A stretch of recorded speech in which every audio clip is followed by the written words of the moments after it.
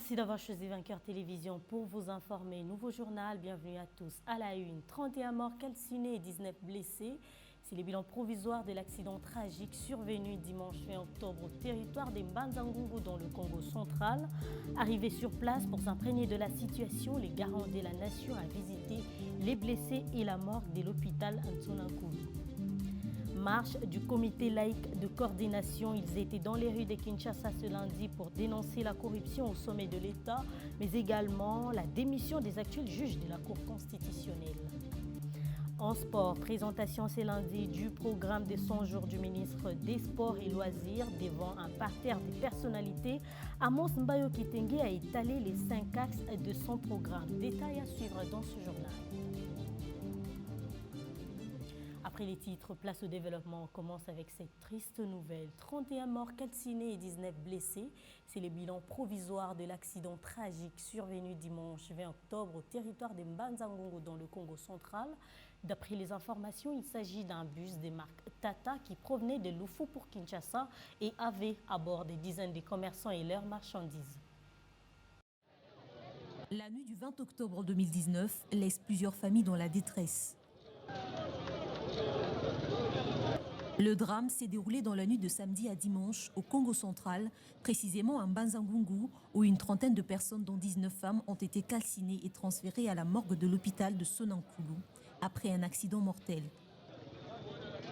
D'après des témoins, la défaillance du système de freinage d'un bus de marque Tata en provenance du marché frontalier de Lufu, qui avait à son bord une dizaine de commerçants et des marchandises, serrés à la base. Informé, le chef de l'État Félix Tshisekedi, qui devait assister à l'intronisation de l'empereur du Japon, a annulé son voyage afin de compatir avec les familles endeuillées et se rassurer de la bonne prise en charge des rescapés. Ces derniers seront ramenés à Kinshasa pour une prise en charge complète.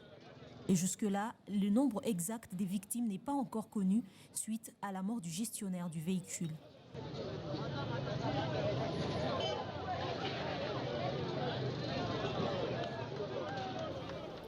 Je l'ai annoncé au sommaire, c'est à 13h55 que le chef de l'État accompagné de la première dame est arrivé à Mbanza-Ngungu sur la nationale numéro 1.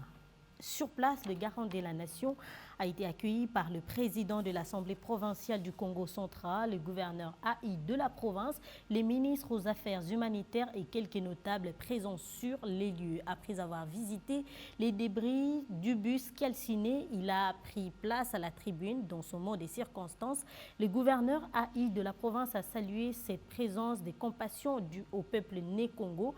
Ces gestes, a-t-il dit, prouvent à suffisance qu'il est proche du peuple. Et puis marche du comité laïque de coordination. Ils étaient dans les rues de Kinshasa ce lundi pour dénoncer la corruption au sommet de l'État, mais également la démission des actuels juges de la Cour constitutionnelle. 10 heures. L'ego est lancé pour la marche du comité laïque de coordination dans tous les itinéraires prévus à Kinshasa. Ici, nous sommes à l'échangeur de Limité où le chrétien d'Elemba, Matete, Limité et Kisenso sont regroupés.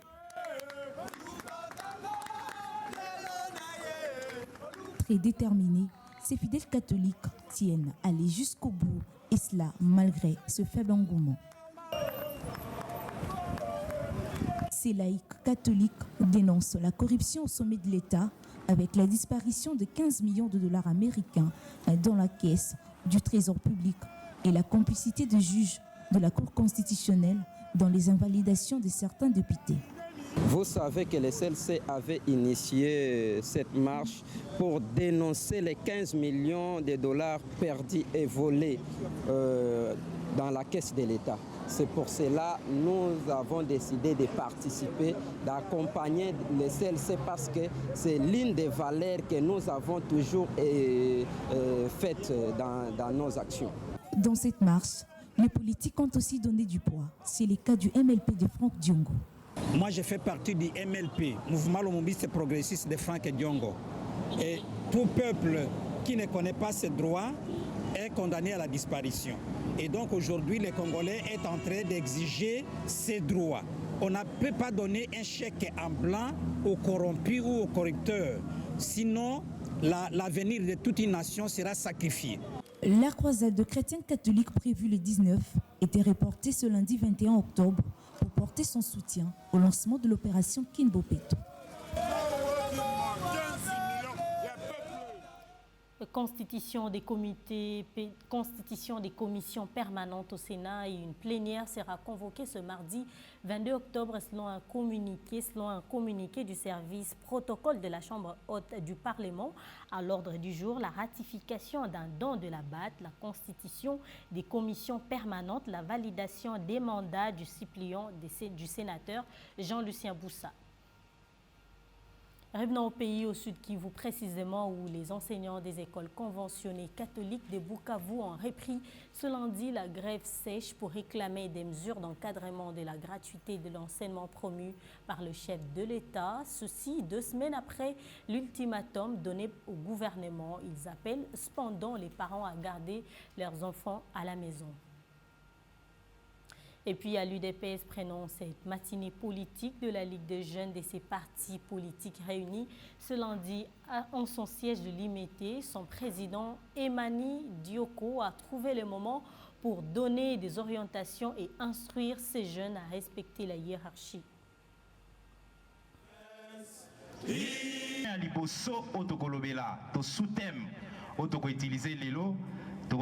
place de la jeunesse dans l'UDPS. Sous point liboso na kati ya mama na likambo na biso apoko lelo. Sous point ami balé tokolobela sur comment vulgariser les actions du chef de l'État. Parce qu'on doit se le dire que ngana yo tozali ba média ba push autorisé ya mokonzi ya mboka.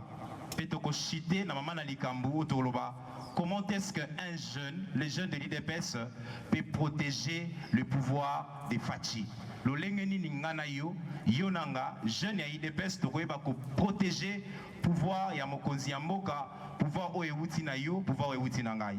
Et je vous demanderai ici de ne pas prêter oreille na bato balingi batia trouble séparation ya entre yo jeune na bakambi ya parti.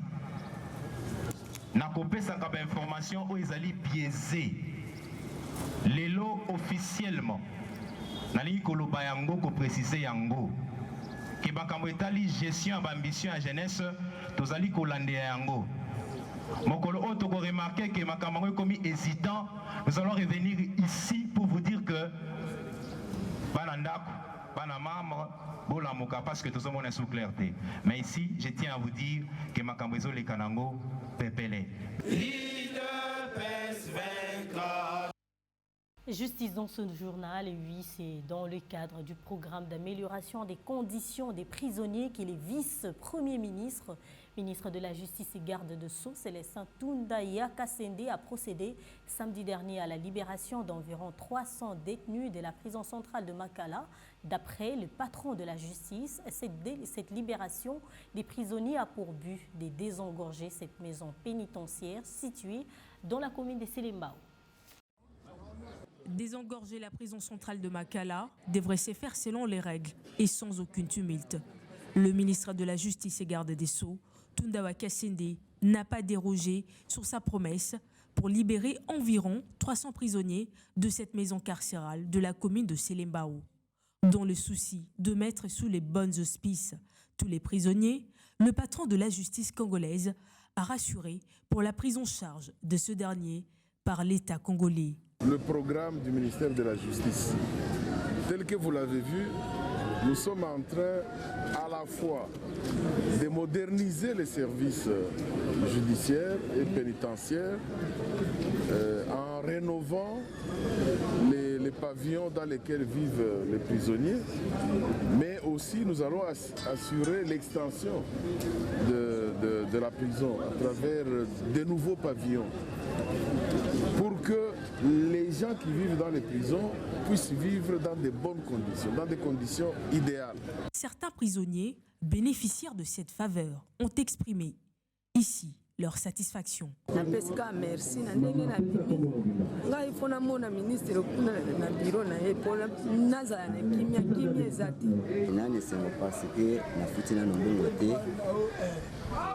Bimi déjà libanda na tiki vungu le mine sali pasi eloko le ya malonge zate do famille pe mutumo kata poteli ngazate grâce à Nzambe a touché mutema ministre bimisi ngantuka na sepeli makasi. Retenons que le gouvernement va procéder dans les quelques jours à venir à la contraction des établissements de rééducation adaptés et instaurer une justice équitable qui aura un impact direct envers la population. Doit-on assister au dénouement d'une période interminable de la maladie à virus Ebola?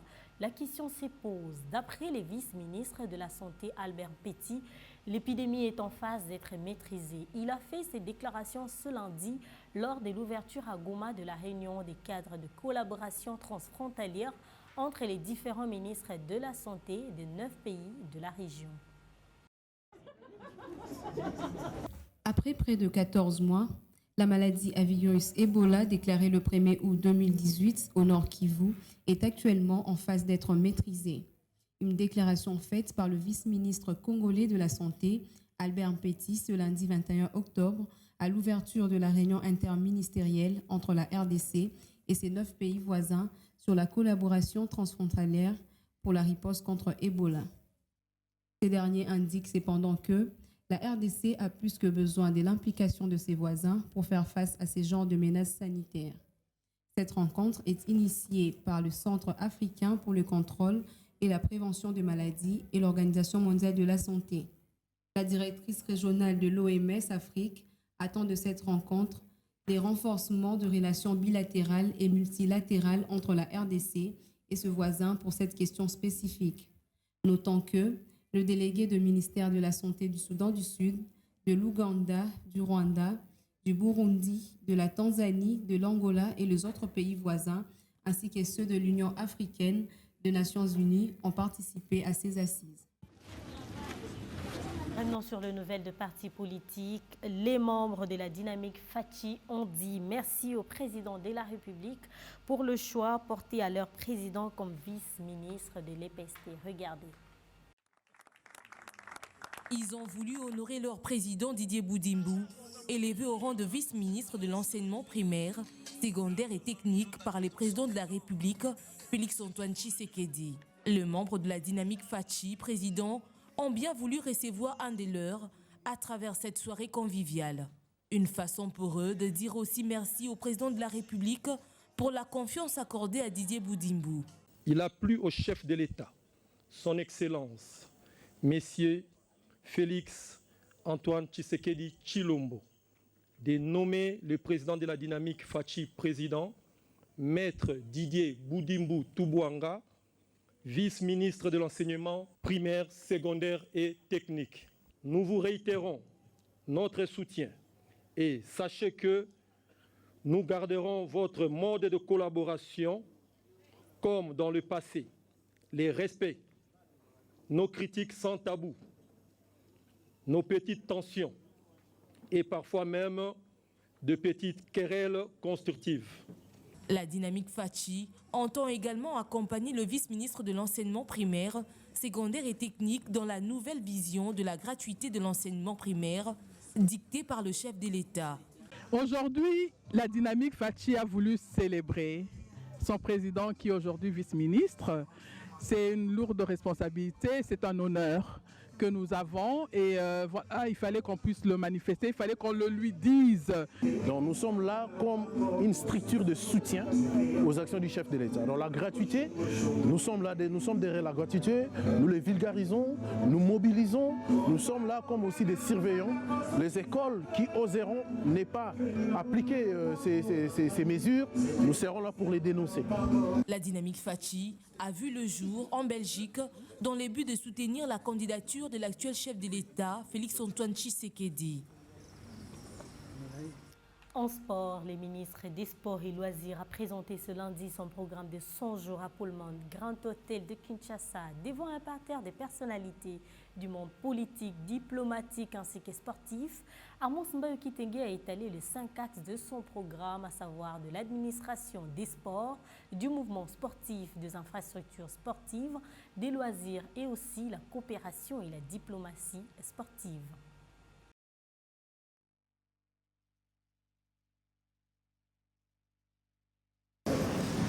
Qu'a fait dirais-je donc, dans les 100 jours qui suivent, mon action au niveau de l'administration tournera autour de 2 axes. Le premier, l'amélioration des conditions de travail de l'agent. Le deuxième, l'amélioration des conditions de vie de celui-ci. S'agissant des conditions de vie des agents de l'administration, je poserai des actes suivants. Je doterai l'administration de matériel informatique et de mobilier moderne des bureaux.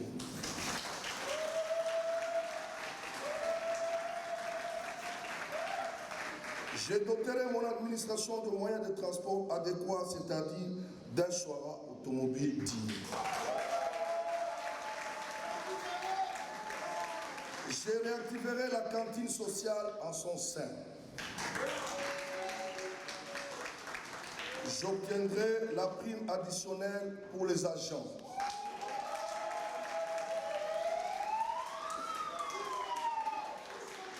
J'obtiendrai dans les 100 prochains jours la mécanisation de ces des agents qui ont presté pendant un certain temps sans être mécanisés.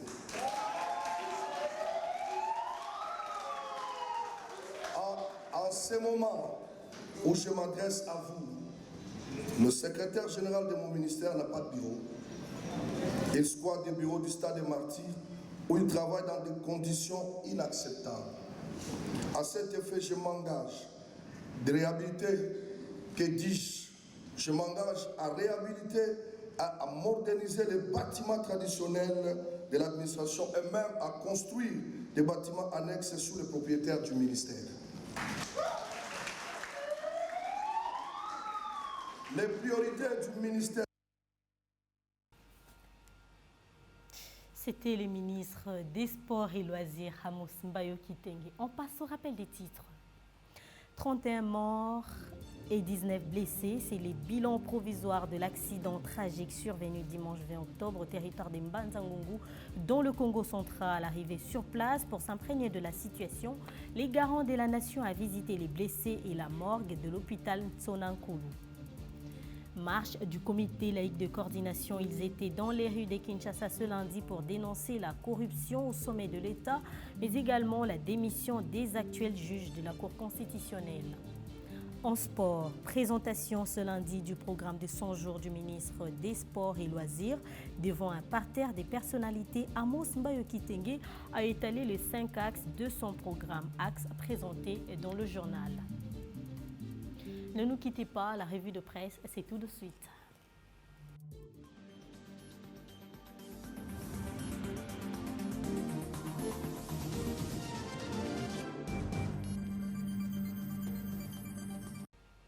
Elle est déjà de l'autre côté du studio. Bonsoir Dalida. Bonsoir Deborah. En forme. Très en forme.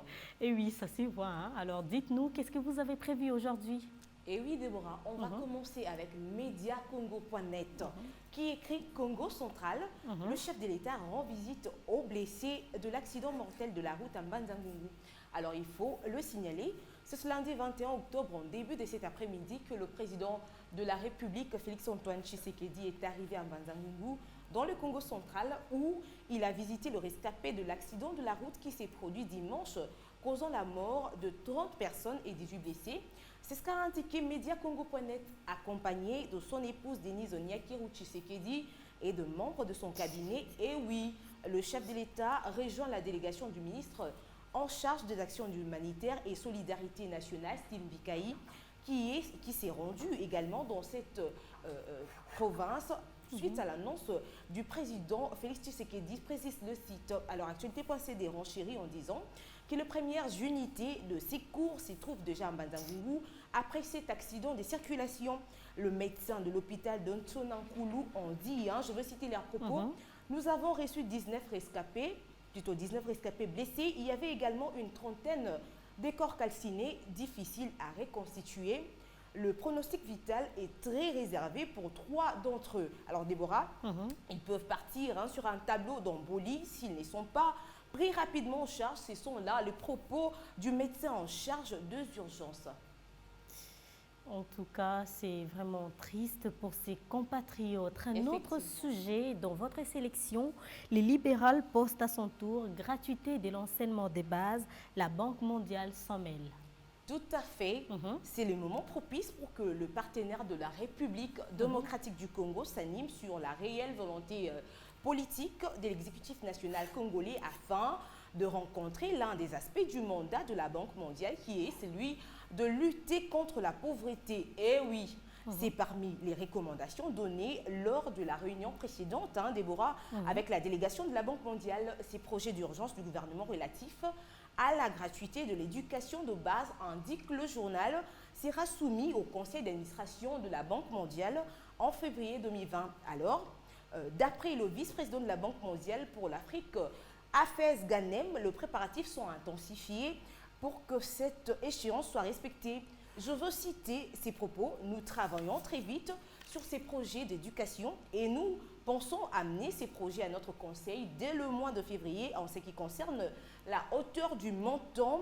Nous sommes en train de faire des évaluations. Ça va être un gros montant alors, aux alentours d'1 milliard de dollars américains, plutôt américains. Fin de citation de Boran Kenge. Et du sport dans votre sélection. C'est rare quand même de vous voir parler du sport. Et tout à fait. Vous nous parlez tout justement de l'ambitieux programme de 100 jours de Amos Mbayo. Et oui, ambitieux programme de 100 jours au sport et loisirs. Amos Mbayo voit grand et promet de surprendre. Le ministre des Sports a une vision de l'aigle Déborah et Pullman Hotel, c'est le cadre qu'il a choisi pour annoncer officiellement le démarrage de son programme de 100 jours et c'est ce lundi 21 octobre que le go a été donné. Alors il s'agit d'une montagne d'actions, indique le libéral, aussi salvatrices les unes et les autres qui seront mises au point et développées dans l'intérêt du secteur sportif de la République démocratique du Congo. Ces programmes de 100 jours s'annoncent ambitieux et concernera tous les secteurs du sport en RDC avec un accent particulier sur les infrastructures sportives à travers l'ensemble du territoire national. Gage du développement des sports dans le pays, la construction et la réhabilitation d'infrastructures sportives aura à coup sûr de l'impact sur les développements de sport et Amos Mbayo l'a compris pour avoir tout été dans ces mouvements sportifs. Il a d'abord été athlète, président de fédération, puis du comité olympique congolais, gestionnaire de stade. Autrefois et aujourd'hui ministre, l'homme a une vision véritablement globale des sports congolais dont il connaît les difficultés et les méandres. Merci Dalida Kalunda pour ces très belles lectures transversales de journaux. C'est à moi de vous remercier, Deborah Kenge. Merci. Et voilà, prenons cette page rose avant de nous quitter. Elle s'appelle Acacia Baleba, fille du directeur général de l'espace Vainqueur. Elle vient de voir le jour et donc la rédaction Vainqueur Télévision fête sa naissance. C'est ainsi que s'achève cette édition du journal. Merci à vous de l'avoir suivi. Ne nous quittez pas, restez avec nous. Vos programmes continuent sur Vainqueur Télévision, mais également sur HV Canal 122 de Easy Télévision.